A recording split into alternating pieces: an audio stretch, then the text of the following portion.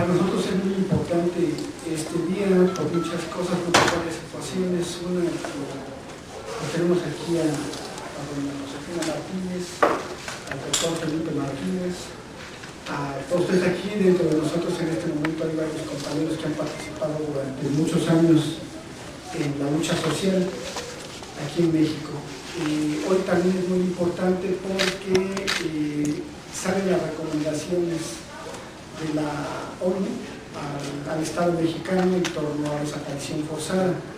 Sí, este crimen que se ha venido cometiendo, este crimen de Estado que se ha venido cometiendo desde los años 60 y que va en aumento cada día, y que en México no tenemos ninguno de los ciudadanos la seguridad de estar en nuestra casa, ¿no? Por nuestra vida, porque en México no hay protección contra este crimen, contra la tortura, contra las instituciones extrajudiciales y contra muchos otros. En ese sentido es también muy importante para nosotros. Y repito, en torno a la presentación de este libro, No me rendí y no me rindo, que escribe doña Josefina Martínez Rojas. Doña Josefina Martínez funda lo que en ese momento se llamaba Comité Nacional Independiente por la Defensa de Presos, Perseguidos, Exiliados y Desaparecidos por Motivos Políticos, que después le cambiamos a AFADEM, Asociación de Familiares de Detenidos Desaparecidos y Víctimas de Violaciones a los Derechos Humanos en México.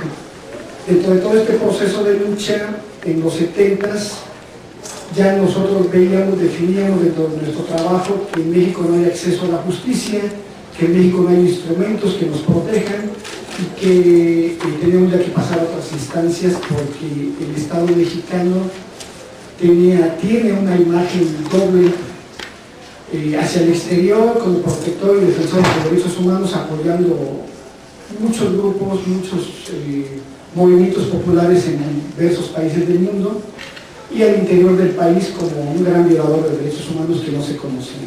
Y en ese sentido, el trabajo del comité desde esas épocas, en 1978, hasta el momento, ahora como AFADEM, es una de las tareas que hemos venido realizando. El libro de Josefina pues, nos plantea esa etapa, ¿no? Y ya vamos en este momento a ir dando paso a los compañeros que ya lo leyeron y que nos van a hacer algunos comentarios. Le vamos a dar primero la palabra a Orfe Castillo Osorio, y es de aquí de la Comisión de Derechos Humanos del Distrito Federal, y nos hace el favor de iniciar esta presentación.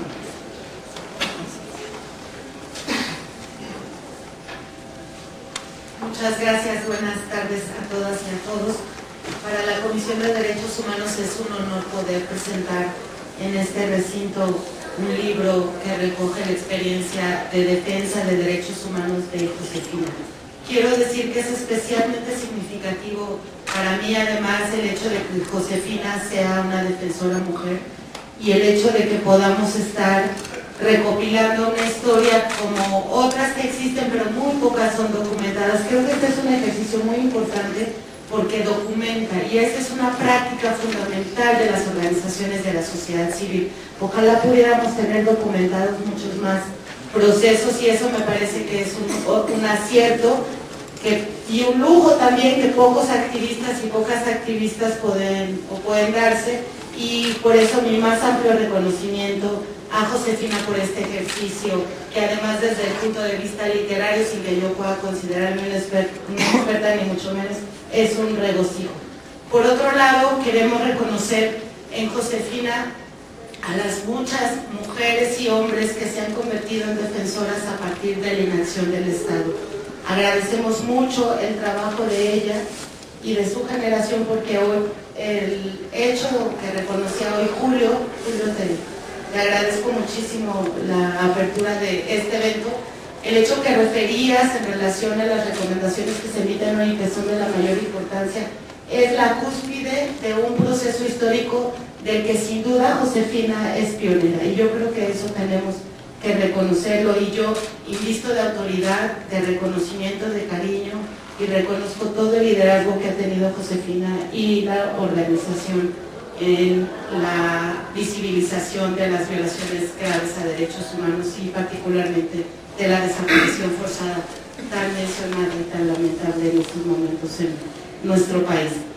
es preciso reconocer también, entre otras cosas, las acciones que han hecho para eliminar los prejuicios acerca de la labor de personas defensoras y periodistas que hoy también están en grave riesgo. Hemos vivido también un contexto de graves ataques, amenazas y otras formas de intimidación a la labor de defensa de organizaciones, personas y periodistas en nuestro país, lamentablemente. También quiero mencionar el trabajo que ha hecho y que ha impactado directamente en la vida concreta de muchas personas. No puedo dejar de mencionar el caso de Rosendo Radilla, que como todas y todos sabemos, su único crimen fue componer canciones de denuncia de las graves injusticias que vive nuestra sociedad. Gracias al trabajo inicial de AFADEM, también este caso pudo llegar a la Corte Interamericana de Derechos Humanos, quien emitió la primera sentencia internacional para el Estado mexicano por desaparición forzada, lo cual sin duda es otro precedente importantísimo en esta materia y brinda una herramienta sumamente valiosa para todas las personas que se dedican a trabajar por la defensa de los derechos humanos. Estoy segura que, como Josefina, muchas otras personas luchan cotidianamente en sus comunidades, organizaciones y espacios de trabajo, y que aunque no sean reconocidos como defensores y defensoras de derechos humanos, lo son y contribuyen de manera sustantiva a la defensa, promoción y ejercicio de los derechos.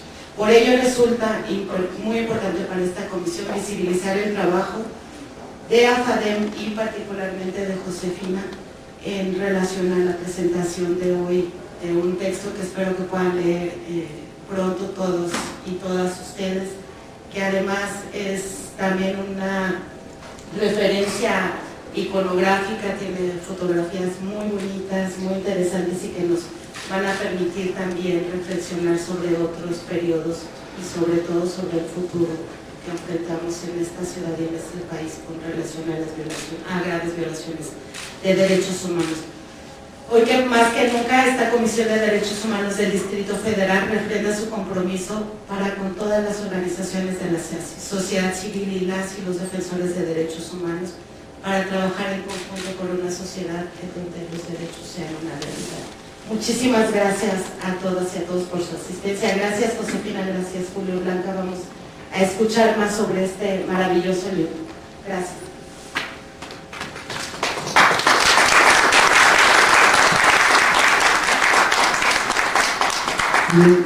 Bien, yo conocí a Josefina, yo me integro al CNI en 1996, después de haber ya pasado por un periodo de persecución por motivos políticos.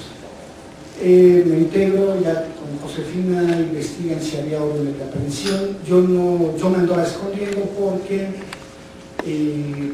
después de venir de una organización estatal, una institución ya se me olvidó, del INEA, del Instituto Nacional de Educación para los Adultos. Ahí fui alfabetizador, fui coordinador regional, capacitador auxiliar de capacitación titular y luego ya coordinador regional de zona. Intentamos hacer un sindicato independiente y viene la persecución. Crean el sindicato blanco, el sindicato de la institución, y ya nos salimos, nos renuncian de ahí de la institución y viene la persecución por motivos políticos. Una persecución de un tiempo largo, secuestran a un hermano de la policía judicial y es cuando yo me empiezo a esconder. Finalmente llego al CNI ya con Josefina al frente y es ahí ya donde empiezo yo a colaborar. Entonces, hasta el momento seguimos ahí ahora AFADEM, soy secretario ejecutivo de la asociación y ahí hemos venido haciendo nuestro esfuerzo. En ese proceso, en todo este periodo, es donde conozco a Blanca Hernández también. Blanca es nuestra siguiente ponente, ella es médico psiquiatra, también tiene una larga trayectoria de lucha en México. Ella para nosotros inicia la lucha por los presos por motivos políticos. El trabajo que hasta donde nosotros entendemos es el de visibilizar que en México existen presos por motivos políticos. Sí, ella como esposa, igual un proceso que yo espero que lo comente yo ahorita. Igual en este proceso conozco a Eva, al doctor al doctor Felipe Martínez Soriano y a muchísima gente muy importante dentro de los procesos de lucha aquí en México. Y a muchísimas organizaciones que, pues algunas nos apoyaban y algunas nos estigmatizaban, ¿no? Bueno, le damos la palabra a Blanca Hernández para que ella nos comente sobre el tema.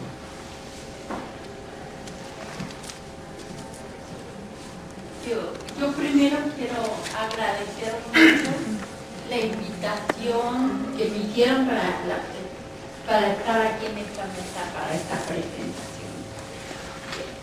Tuve la fortuna de leer el libro anteriormente, me lo dieron el año pasado, nunca pensé que iba a estar en esta mesa y realmente leerlo me conmovió muchísimo porque narra las experiencias, las vivencias de todos los familiares que tuvimos alguno de nuestro familiar o alguno de nuestros amigos desde aquella época de los 70 presos o con ejecuciones extrajudiciales, tortura, desapariciones, ¿sí? Entonces vivimos aquella época y ver plasmado en este libro estas vivencias de las familias que nosotros hasta el momento no hemos hecho, creemos que es algo muy importante y muy valioso, ¿sí? A nosotros nos tocó totalmente la negación del Estado, porque anteriormente, haciendo historia, siempre había habido movimientos de maestros, de médicos, de ferrocarrileros, siempre había presos políticos, tuvimos artistas presos, ¿sí?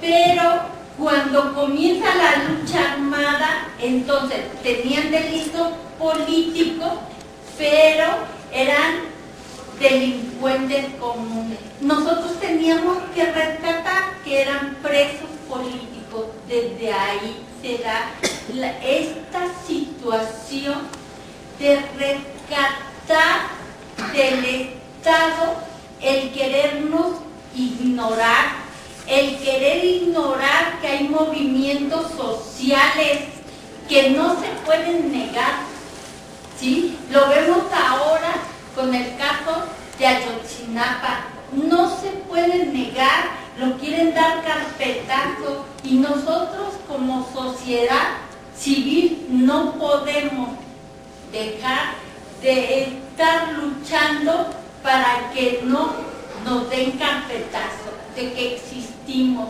Posteriormente, nosotros, militantes de la lucha armada y familiares de esa época, creamos esta organización, la Fundación Diego Lucero, en nombre de un compañero revolucionario que empezó la organización de varios grupos guerrilleros y el 15 de enero de 1972 fue detenido por el ejército, torturado y ejecutado extrajudicialmente. Por eso llevamos tu nombre como un recordatorio de él, ¿sí? Después de eso, al ver que las instancias nacionales, igual que ahora, no funcionaban. Antes éramos ilegales y decidimos volvernos muy legales, por eso somos Asociación Civil de Derechos Humanos, para demostrar que los ilegales van a demostrar la ilegalidad del Estado y estamos en instancias internacionales, en la Comisión Internacional de Derechos Humanos, con varios casos de desaparición forzada y ojalá lleguemos, como en el caso de Tita Radilla, a una sentencia al Estado mexicano y ojalá todo el mundo denuncie y ojalá se llenen todas las organizaciones internacionales de denuncia de la represión de Estado que sufrimos en México, ¿sí? Entonces, ver este libro que levanta todas las vivencias de los familiares durante tantos años, 35 años, es un gran logro, es realmente recomendable para que todo el mundo lo lea y conozca. Nosotros con las demás organizaciones realmente queremos felicitar a Josefina, al doctor Martínez Soriano por esta larga lucha de amor que nos enseña que no podemos olvidar el ayer, que tenemos que seguir peleando en el presente y continuar en el futuro.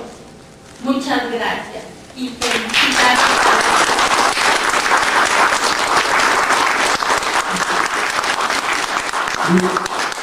Muchas gracias.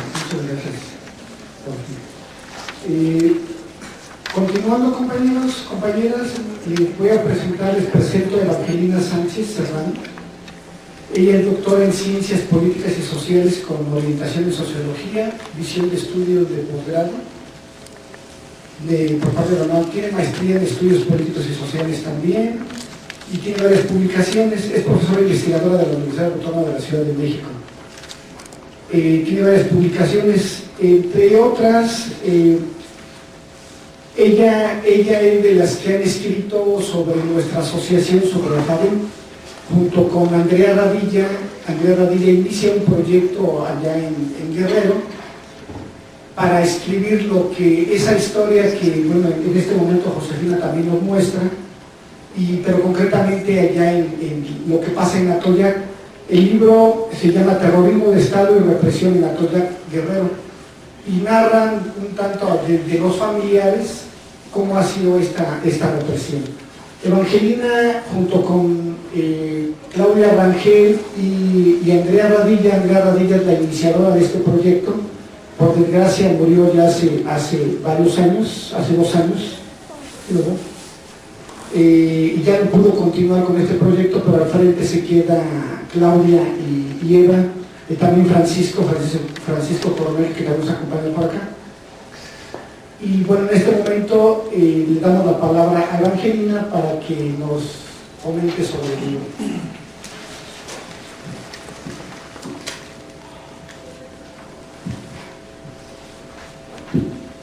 Bueno, buenas tardes, es un honor y agradezco a Julio y a la Comisión de Derechos Humanos la presentación del libro justamente aquí, y lo que ya mencionaba Julio, el momento específico del día de la presentación de los derechos humanos. A mí me parece que es muy importante para todos nosotros que estamos congregados aquí, pero la función que tiene un libro es la permanencia, ¿no?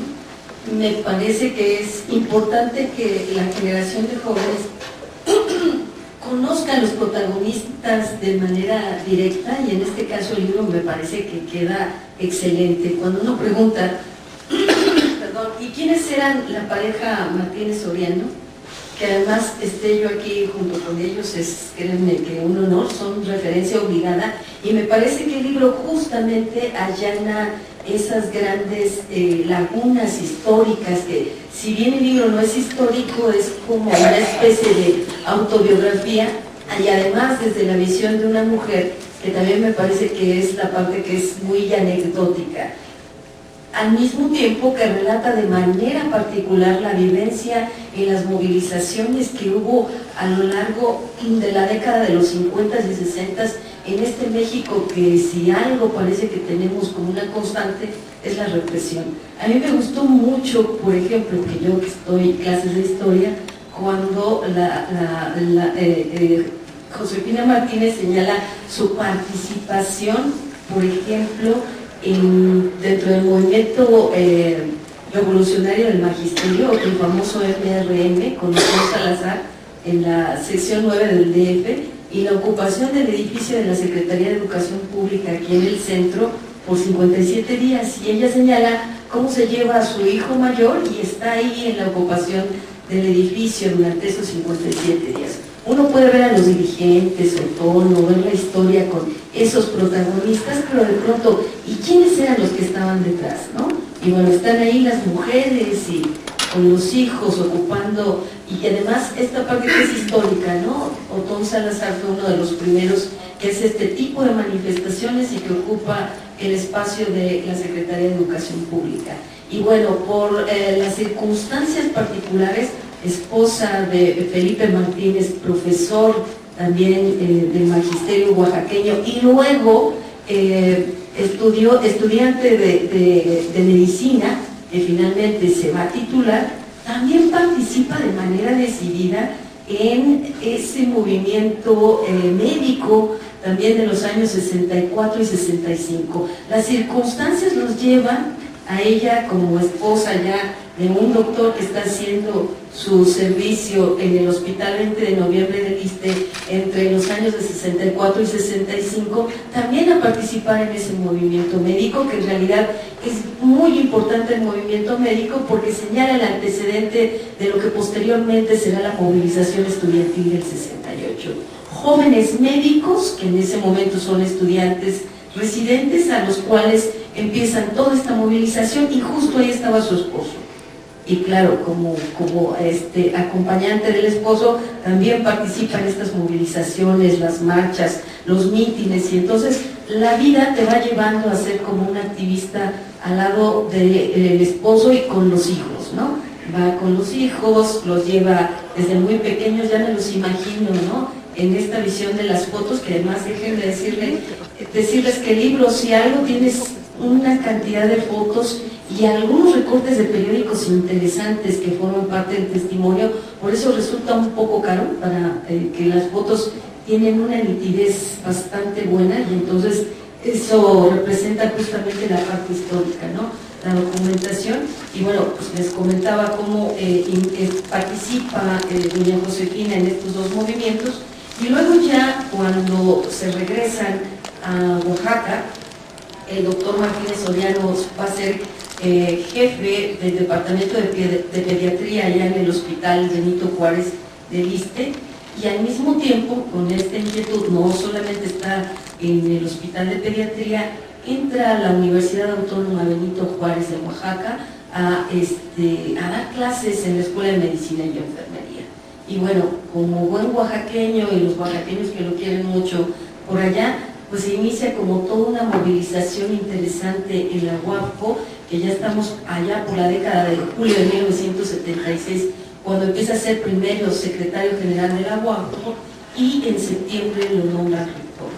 Hay aquí una movilización en los años de 1976 que van a marcar momentos importantes y que se parecen mucho a esto que ahorita estamos viviendo con el caso de Ayotzinapa, que ya se mencionaba aquí.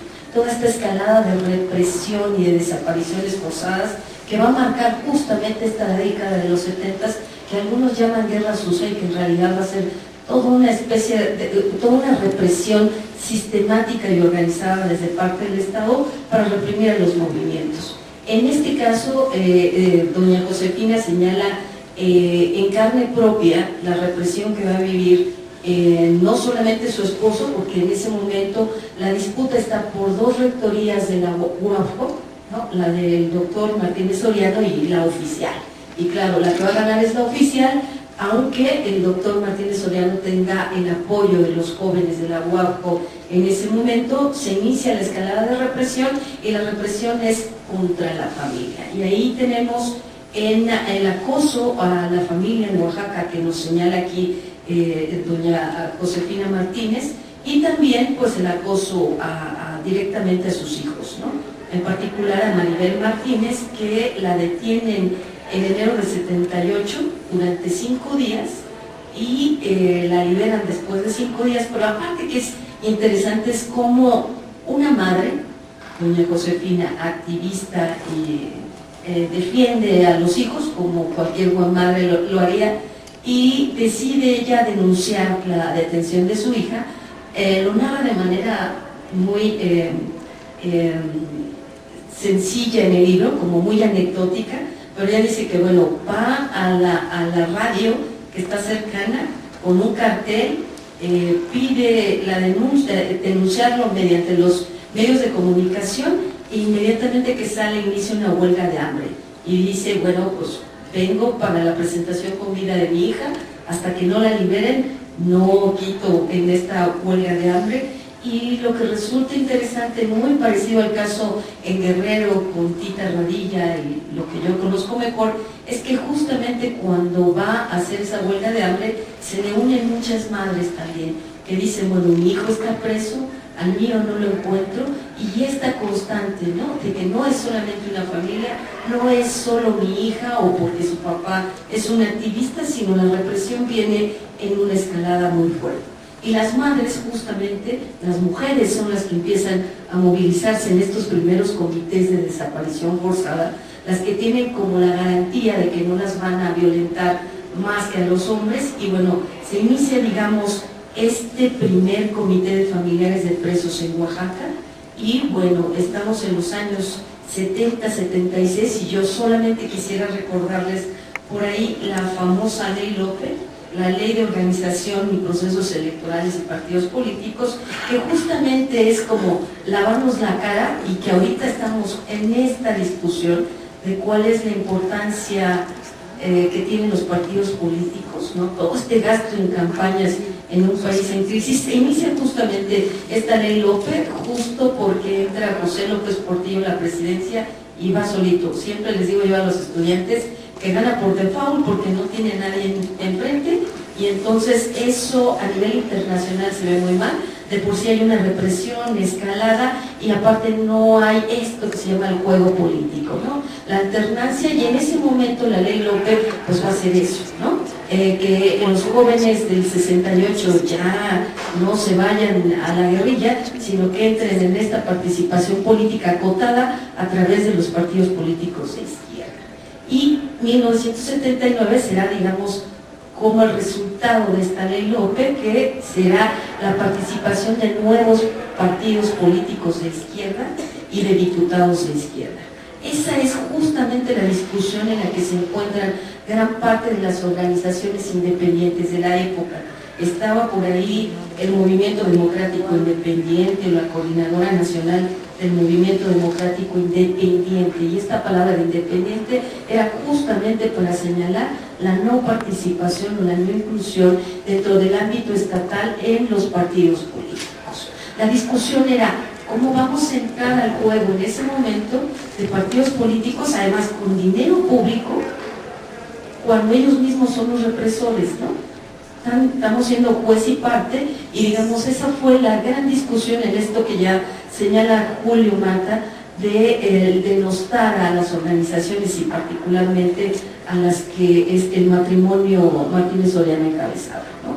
Porque no se alineaban, no entraban a la lógica de la política oficial de esos momentos de los años 70, y bueno, lo que va a pasar es justamente que cuando ven como familiares en Oaxaca que hay una persecución por todos lados, se inicia también, digamos, después del secuestro, de la detención de su hija, pues viene el acoso contra el doctor Martínez Soriano, que en ese momento era rector de la UAPO, lo obligan a renunciar, y bueno, eso va a marcar que vengan aquí a la Ciudad de México y que organicen este primer Comité Nacional Independiente pro defensa de desaparecidos y presos políticos a nivel nacional, digamos que es el origen del CNI.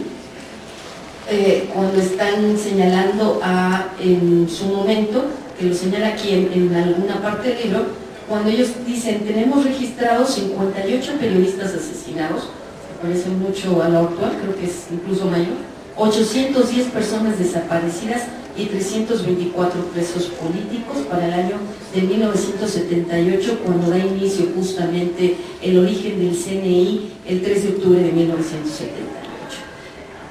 Yo no los quisiera aburrir, nada más quisiera decirles la manera tan interesante que me resultó leer lo que escribe doña Josefina Martínez cuando habla de la particularidad de la movilización del CNI. Ella dice, por ejemplo, que en una asamblea que tuvieron, deciden en julio de 1979 llevar un documento por todos estos desaparecidos en Oaxaca ante la sede de las Naciones Unidas, y bueno, pues se van a Polanco, no están las Naciones Unidas, y bueno, deciden ocupar de manera pacífica la Embajada de Suiza por 7 días, en julio de 79, la ocupan del 3 al 10 de agosto, y hacen como toda una organización interesante, se movilizan, hay comisiones para la toma de la embajada, finalmente llegan, y eso es pues un hitazo en ese momento, ¿no? Que se tomara la embajada en 1979, todos los medios de comunicación van, hay toda una movilización internacional, que es algo así como lo que sucede ahorita, ¿no? No quieren que se sepa el caso de los 43 en Ayotzinapa y las movilizaciones que eso genera a nivel internacional, el eco y la repercusión es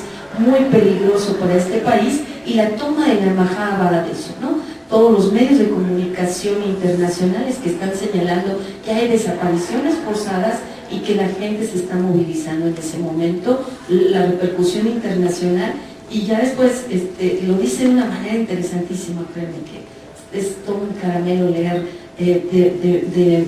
con la memoria de doña Josefina esa parte de la toma de la embajada en Suiza, y luego dicen que pues siguieron con esa estrategia de toma de embajadas, toman después la embajada de Bélgica y la de Dinamarca del 18 al 24 de febrero de 1980, y ahí hay un símil con esta toma de embajadas que se hace en el caso de Guatemala, en la embajada de España, y la represión que hay allá, ¿no? En el caso del padre de Rigoberta Menchú, donde hay la quema de la embajada de España en Guatemala. Aquí sí hay represión, pero están bien blindados la gente del CNI, no vamos a decir que no, se arriesgan, y ahí se logra, digamos, la cuestión de la repercusión internacional y que lleguen los medios de comunicación. Y finalmente, para ese mismo año, el siguiente año, el 31 de mayo de 1981, ocupan las embajadas de Finlandia, Noruega y Suiza. Ahí la estrategia del gobierno ya es bastante más refinada, y la ocupación es solo por 13 y 15 horas, ¿no? Pero digamos, la característica además internacional que va a tener el CNI y con Josefina Martínez es justamente esos vínculos internacionales y su incorporación a la Federación Latinoamericana de Asociaciones de Familiares de Detenidos y Desaparecidos, FEDEFAM, en 1983, para darle eco, que las cosas no se queden aquí, porque aquí no habrá justicia, y entonces FEDEFAM tiene el eco internacional, la estrategia interesante que tiene la organización para darse a conocer, y bueno, pues lo que uno conoce más y a quien agradezco es a Julio, y fue como toda esta parte de la historia anterior de AFADEM, ahora conocida como Julio Mata, a la retirada de doña Josefina del CNI en 97 y el paso a la siguiente organización que es AFADEM. Yo les recomiendo mucho el libro, ¿no? Es interesante, las fotos son muy buenas, tiene por ahí algunos recortes de periódico en las tomas de embajada, y la manera en que lo dice es interesante, ¿no?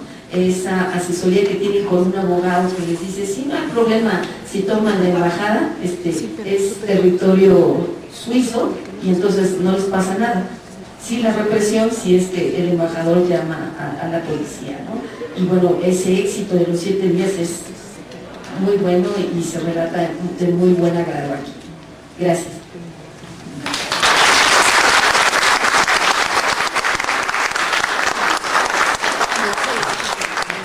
Muchas gracias, Eva. Bien, y pues sí, de hecho, nuevamente repito, ¿no? Este es un trozo de la historia de México que difícilmente se toca, y ahí van a encontrar también el estigma que se manejaba por el Estado mexicano, pero además por muchas organizaciones de derechos humanos, que en ese momento todavía no se manejaba el discurso de derechos humanos, más bien era la defensa de la libertad democrática lo que se peleaba en ese momento. Pues le vamos a dar ahora la palabra a doña Josefina, que es la que nos escribe este libro, para que nos platique un poquito también.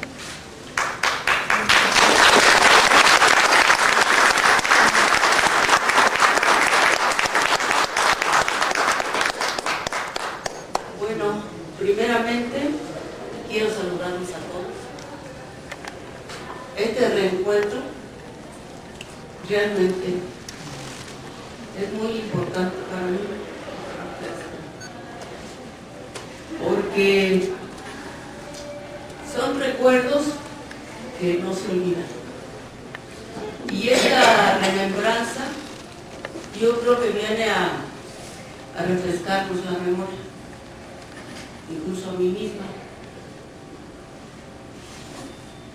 Recuerdo pues la lucha con los familiares, que nos dedicamos a visitar a todas las familias en todo el país. Algunas aceptaban la invitación nuestra, otras se negaban rotundamente, otras muy reservadamente, que posteriormente se integran a nuestras filas, y que el trabajo realmente era muy rudo, un trabajo muy primitivo, donde, pues por ejemplo, en Guerrero teníamos que ir por veredas, no por el camino, porque ahí si la policía nos identificaba que no éramos del grupo, éramos objeto de detención. Entonces íbamos por entre la milpa, y cuando se oscurecía prendíamos unos ocotes y así llegábamos. Pues aquí los pueblos, digamos, era de una casita, el Quemado, el Camarón, varios pueblos. Y entonces llegábamos y ya platicábamos con la familia, y realmente ver la luz de la gente.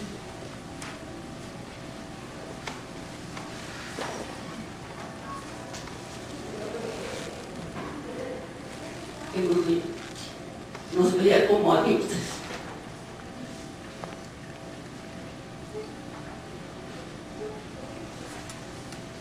De que en un instante íbamos a resolver su problema.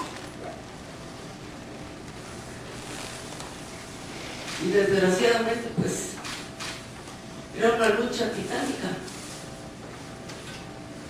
porque después de recabar todas estas firmas,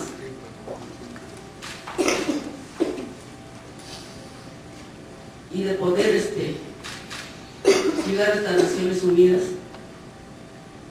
pues nosotros mismos dijimos, no, aquí se van a arreglar las cosas, ¿no? ¿Cuál era nuestra decepción?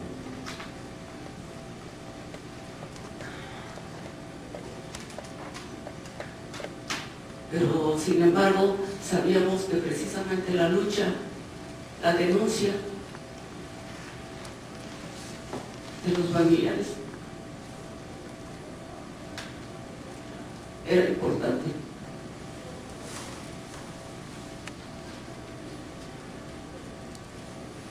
Para mí lo más difícil fue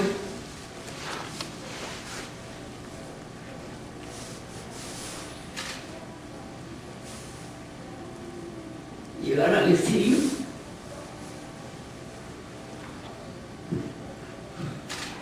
sin poder hablar el idioma,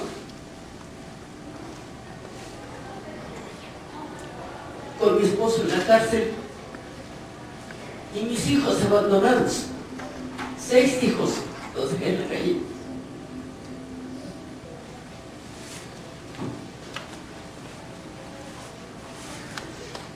Entonces realmente esa lucha me reanima. No crean que porque me ven llorar estoy arrepentida. Al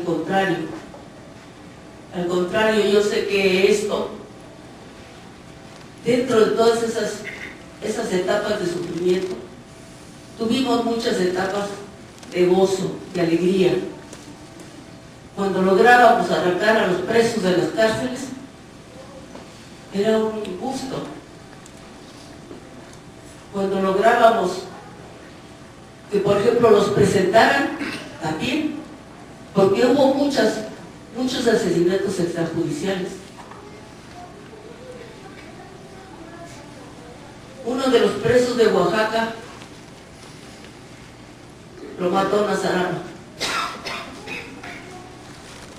en las torturas.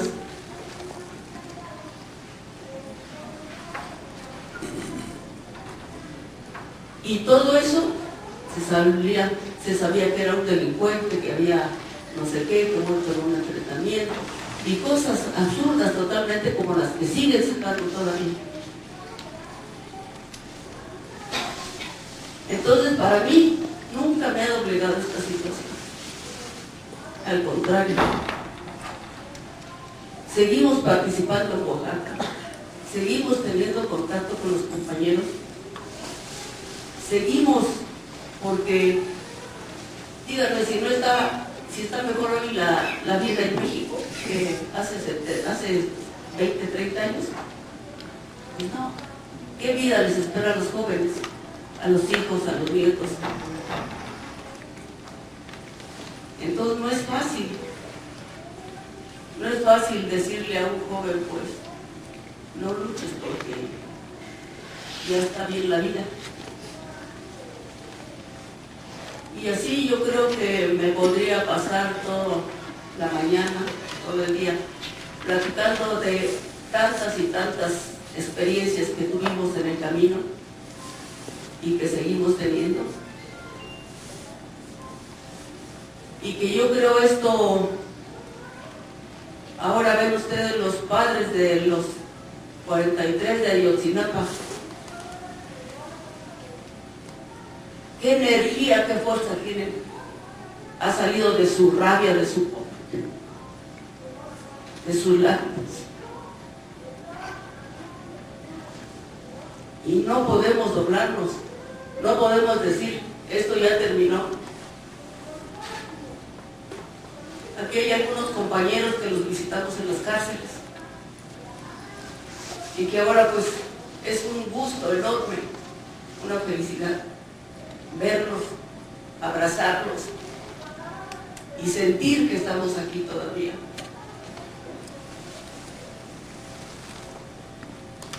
Pues solamente me resta agradecerles su asistencia a la Comisión de Derechos Humanos del Distrito Federal. Enormemente agradecemos a través de las compañeras que se encuentran aquí con nosotros, a todos ustedes que han hecho una exposición, pues yo diría que con muchas flores. Gracias, gracias compañeros a todos.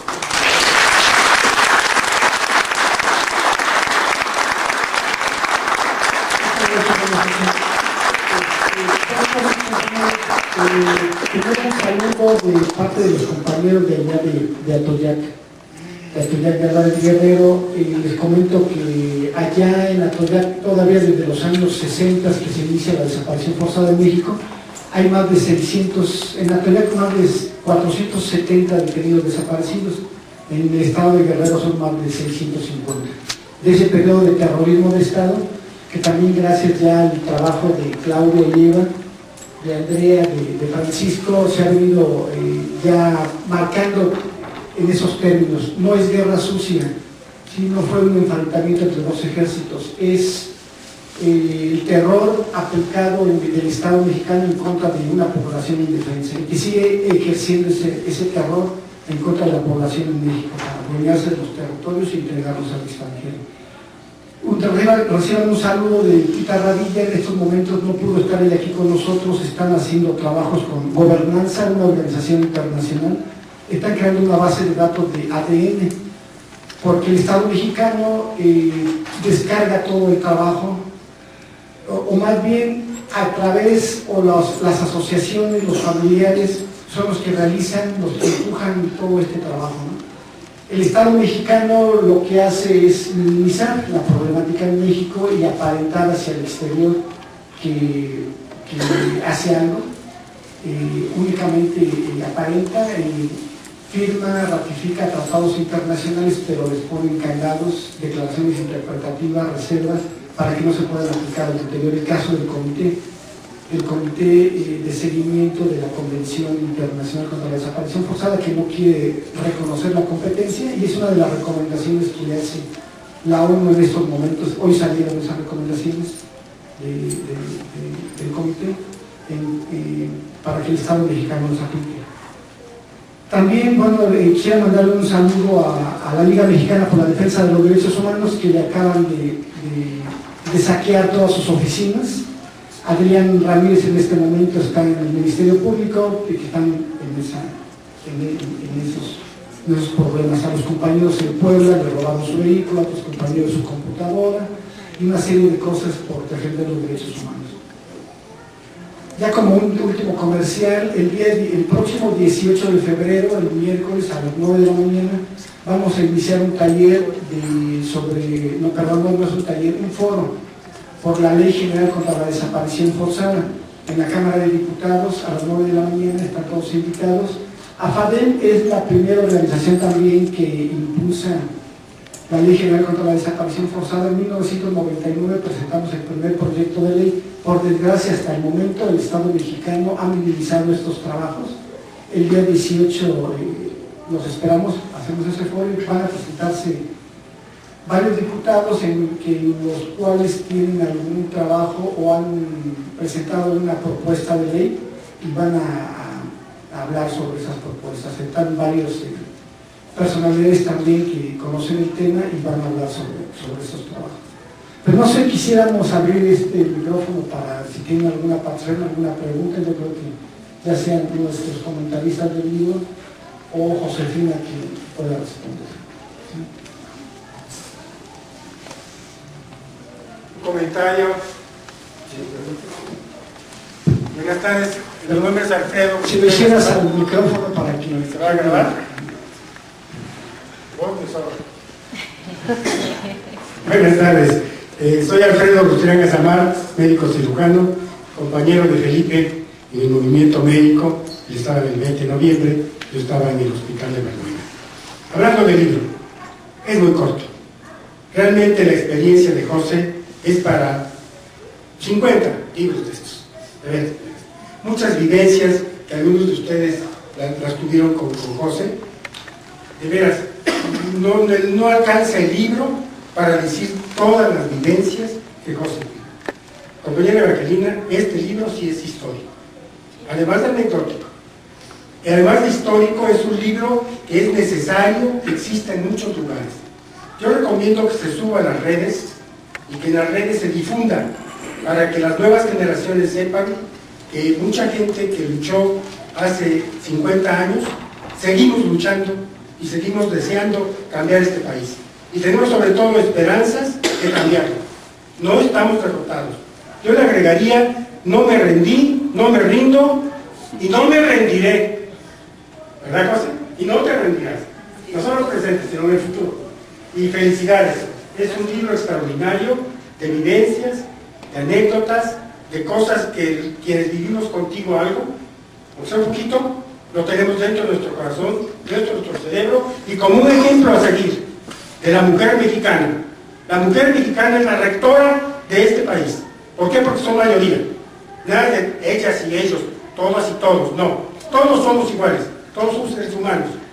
Hay una palabra que yo quiero borrar y que muchas veces nos las han impuesto: sociedad civil. Eso no existe. Somos el pueblo de México. Y volvamos a hablar del pueblo, no de la sociedad. Somos el pueblo y vamos a luchar por el pueblo. José, muchas felicidades. Me encanta estar contigo, mi cariño, mi hermano.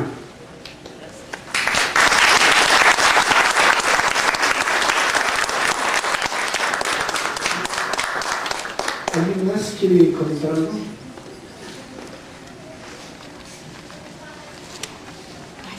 Hola, muy buenas tardes. Compañeras, compañeros, nada más agradecer a la compañera Josefina las vivencias que tuvimos con ella en la toma de embajadas, en el Congreso del Senado. Agradecerle por este testimonio que da, es muy valioso.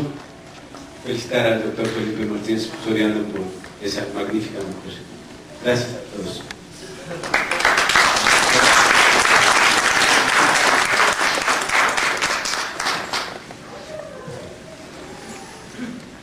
Bueno.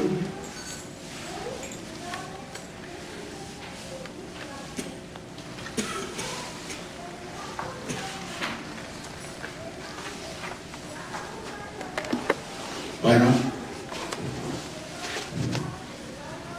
Escucha bien, sí, escucha bien.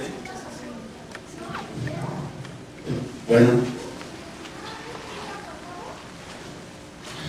Yo no puedo dejar pasar este momento. Más que nada, no solamente la cuestión cronológica de un libro en la que se refiere las vivencias desde 1960 a estas alturas, sino recordar también la magnífica labor de grandes compañeros que hoy algunos de ellos están presentes aquí. Me refiero al doctor Alfredo Guzmán Sosa Azamar, a quien le pedimos un aplauso para él.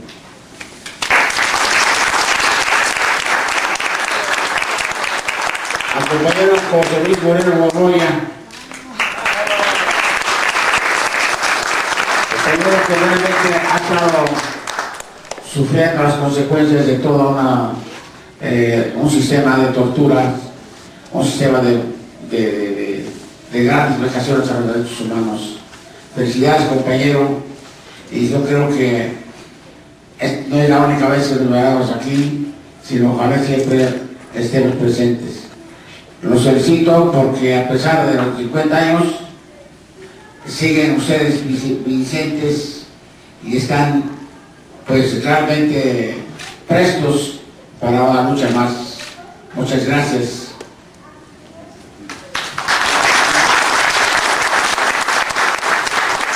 Les agradecemos a todos su presencia, a Josefina, al doctor, a Eva, a Orfe, a Blanca, a todos ustedes por habernos acompañado aquí. Vamos a intentar que se hagan otras presentaciones en otros lugares. El libro lo tienen allá afuera. Sí, y pues estamos en contacto, les agradecemos mucho a todos y los esperamos el próximo miércoles allá en la Cámara de Diputados. En este momento es muy importante impulsar todo lo que se pueda para visibilizar que en México se violan gravemente los derechos humanos. Hay más de 40,000 desaparecidos por motivos políticos, por motivos sociales, como le quieren llamar ahora. El Estado está involucrado en todas las desapariciones por acción, por omisión, por aquiescencia. Es responsable de la seguridad de toda la población en México y tenemos que hacerlo responsable ante todo el mundo. Muchas gracias, compañeros.